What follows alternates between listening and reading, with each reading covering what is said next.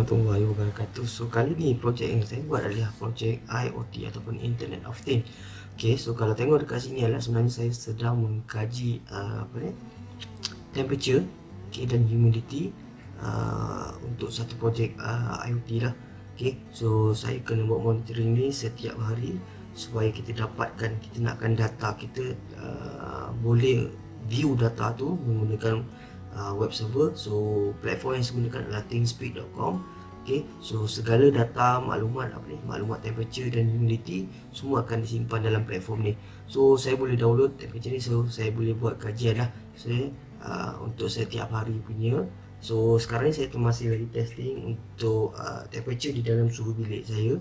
Okay, apa yang saya gunakan adalah sebenarnya konsep Internet of Things adalah satu Arduino punya board. Okay, macam ni saya gunakan microcontroller ESP8266.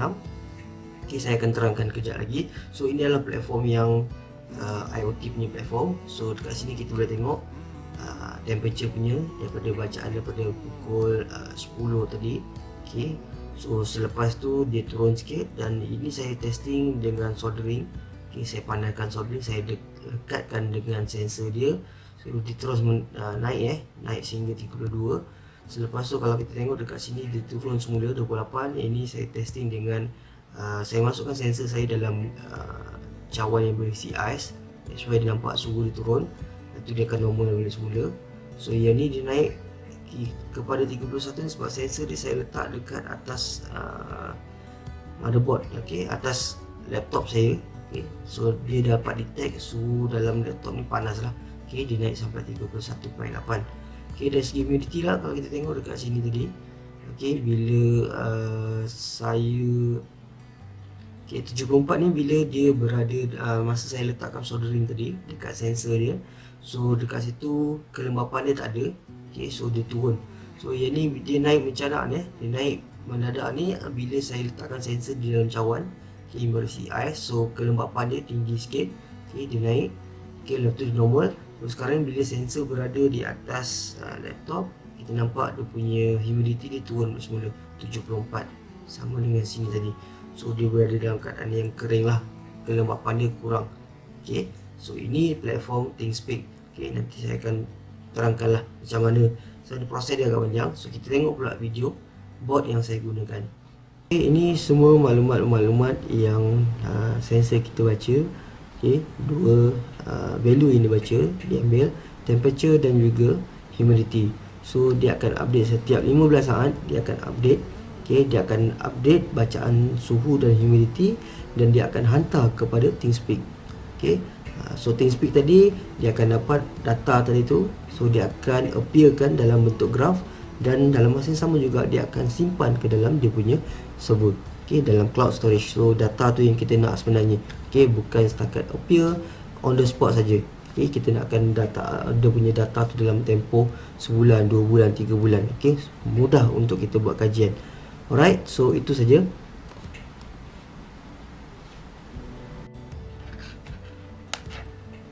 Okay, so ini board yang saya gunakan sebenarnya, menggunakan ESP8266.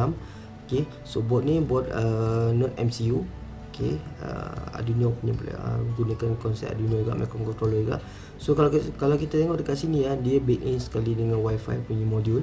Okay, dan gunakan micro USB punya sebagai dia punya power source dia. Okay, so sensor yang saya gunakan adalah sensor temperature and humidity DHT11. Okay, so agak kos yang murah jugalah. Okay, kalau kita nak buat menggunakan Arduino punya board yang original MKR1000 yang saya ada ni, dan dia punya board agak mahal Kalau kita tengok kan dekat sini saya gunakan MKR1000.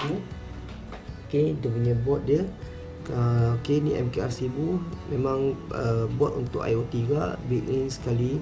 Okay, dia datang sekali dengan Wi-Fi punya modul. So kalau kita tengok dekat sini dia punya harga hampir 200 lebih jugalah. Ini original punya Arduino MKR1000. Ini memang IoT punya board. So ini adalah non MCU yang murah sikit. Okay, dalam 30 lebih boleh dapat. Okay, RM35 ke RM50.